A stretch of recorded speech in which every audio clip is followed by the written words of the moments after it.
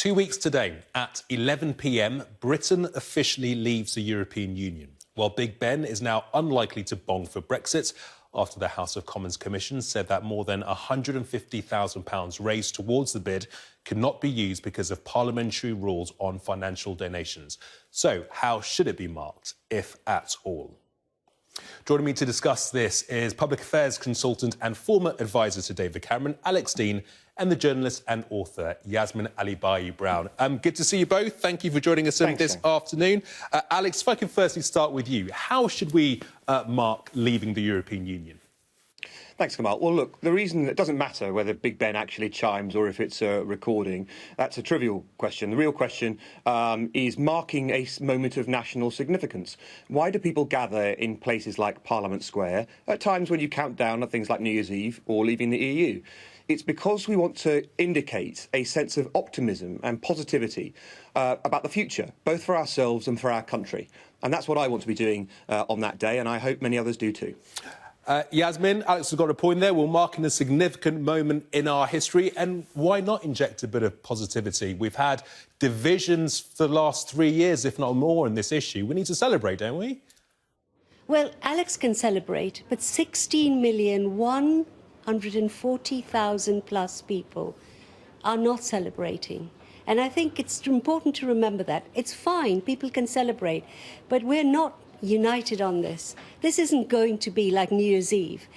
We are horribly divided still. And it seems to me a terrible triumphalism. You know, we aren't the Germans that were beaten by Britain. Don't rub our faces in it. We are miserable. And as I said in my column, it's your party. I'll cry if I want to.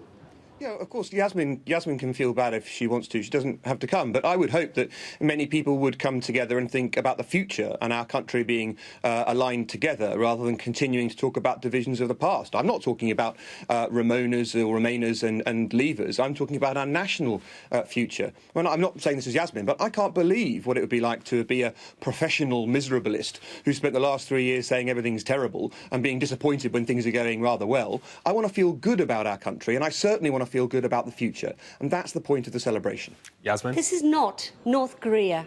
You can't enforce cheerfulness. You don't have to. There are European citizens in our midst who are absolutely terrified, who are very nervous. I'm nervous about the future, OK? I'm not a miserablist. I'm having a very good life, Alex. I have great fun. But I'm not happy about where we're going. And you can have your celebrations. Don't make them national. It's like a forced marriage, telling a bride to smile and enjoy the day and get real. It's not going to happen. Whatever's happened so far, it is a moment of huge significance in our national life. And I would hope it's a time when we can come together and say, look, it's happening now. However we felt about it in the past, we're leaving the EU. From your perspective, let's make the best of it. From my perspective, you know, it's a good future that we wanted to have. But either way, let's feel positive about our country. And Kamal, there's one other thing. I know that you don't, and I think that's very sad. And I hope that you will come around to thinking that this place is great and has got a great future. Yeah. But even if you don't, I would say to some other people, part of the reason that I want to celebrate is that this country, people of our country, with their common sense and their willingness to believe in our country and our positive future, won a great victory over our elite with all its resources. And I want to celebrate that. Even if you don't think that the course is quite what you wanted, let's celebrate the fact that we're a democracy, we decide on a course, and we're going in that direction. No, you know, I've had all these letters from lots of churchmen, actually, since I wrote my column. 27 to be exact, and they feel like I feel, that in a still very divided country, maybe in 2 or 3 years, that'll change. But at the moment, right, as I said, 16 million plus people, including EU citizens, and you're forcing us to enjoy something when we're actually not feeling it? Yasmin, it's just not right. There is no mind control in the power of the Big Ben gong, whether it goes off from the actual bell or from a recording. No one can make you feel what you don't want to feel, and I promise you can, of course, feel as you wish. But I would hope that over time you'll come to feel positive about our country's future, even if you don't feel confident about its past or its present. Yasmin, do you accept that Brexit is going to happen? Yes, it's happening. But I don't have to accept that it's a good thing, that it means a brilliant future, that it was done fairly. I don't have to believe all of these things that PR people like Alex throw at us. Right? Of course, what can one do? It's happened. Look. But 16 million plus people didn't want it. So it's not fair to say the people and exclude us. Yeah, Alex, sorry, can I just interrupt? I mean, you know, there's a general acceptance that Brexit is indeed going to happen. I mean, you know, why do we need a celebration? I mean, if you want to celebrate, that's great. If your mates want to celebrate, you know, you can go over to each other's houses, have a few drinks, you know, get some fireworks on the go. But do we need some sort of national event to mark the occasion? Because clearly there are people who are really bothered by the fact that we are leaving the European Union. It's not just Yasmin. There are hundreds of thousands, if not millions of people up and down the country, all across Scotland, for example, who think it's a terrible idea.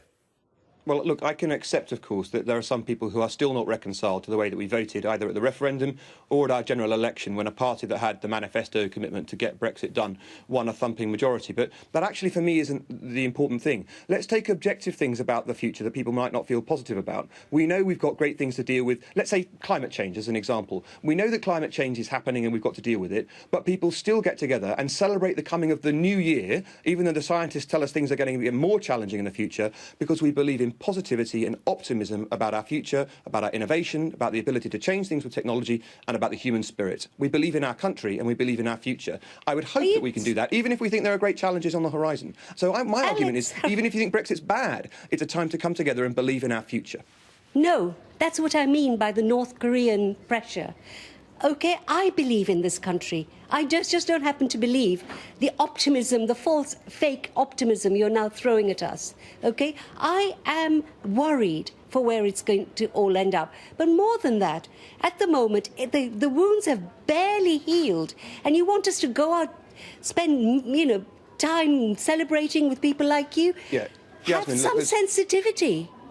Look, there's one. You and I will never fall out, but there's one thing you've got to accept. Just as I respect and understand the fact that you feel absolutely sincerely about those concerns you have, I feel absolutely sincerely about the optimism and belief in our country's future. It's not fake optimism. It's not something that's put on or PR. I am genuinely positive about Great Britain and our future. I'm a patriot, and I think we've got a great future as a country. I hope that you can have a bit more of that in the future, Brexit or not.